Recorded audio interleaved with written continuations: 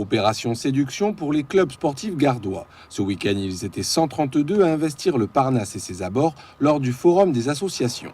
L'occasion pour ces dernières de faire le plein d'adhérents, d'où la nécessité de séduire et d'attirer le badaud par quelques artifices, de la démonstration à l'exposition de trophées en passant par la présence de champions ou de bonbons. Le Forum des sports, c'est une opération séduction. C'est pour ça que vous avez des bonbons là ? Ah, non, non on n'est pas là quand même.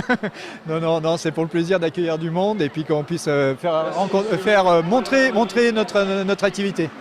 Donc on a une activité de plongée qui nous plaît énormément et puis on veut partager ça un peu avec tout le monde.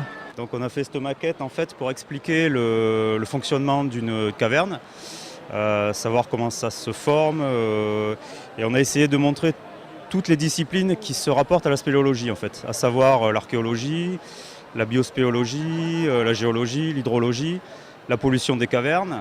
Il appartient à qui ?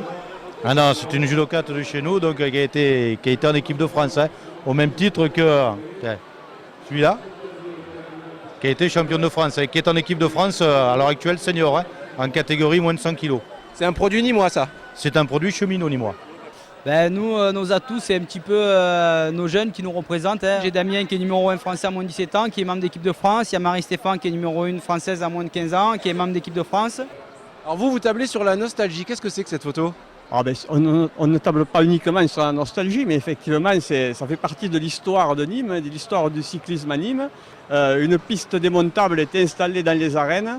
La course, souvent, c'était 24 heures par équipe. Les coureurs se reliaient pendant 24 heures.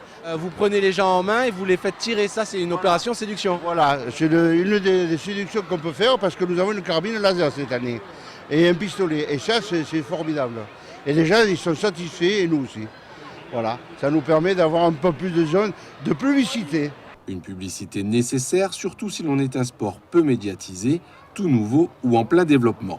L'Ultimate Frisbee, c'est un sport collectif qui joue avec un frisbee, qui est mixte. C'est le seul sport au monde qui est mixte et collectif, qui est auto-arbitré, donc c'est les joueurs qui s'entendent entre eux en cas de conflit. Et pour finir, ce qui est très important, c'est qu'il n'y a pas de contact physique. Ça fait 1 an là, qu'on a créé, 1 an et demi, et on a tout cartonné. On a fait les championnats fédéraux, on a gagné la 4e division, on est champion en titre et on a comme objectif de gagner la 3e division pour passer en D2 l'année prochaine. Le airsoft, c'est plus une simulation militaire, alors que le paintball, c'est, si vous voulez, les lanceurs sont phosphorescents, donc la différence, elle est là. Plus de réalisme au niveau du airsoft. On essaye que les gens ne soient pas effrayés par ces répliques qui sont quand même très réalistes.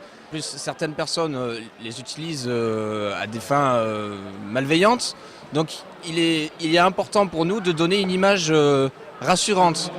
Véritable vitrine, le Forum des sports a l'avantage de présenter en un même lieu et à la rentrée tout le tissu associatif sportif nîmois. Une opportunité saisie ce week-end par de nombreux parents.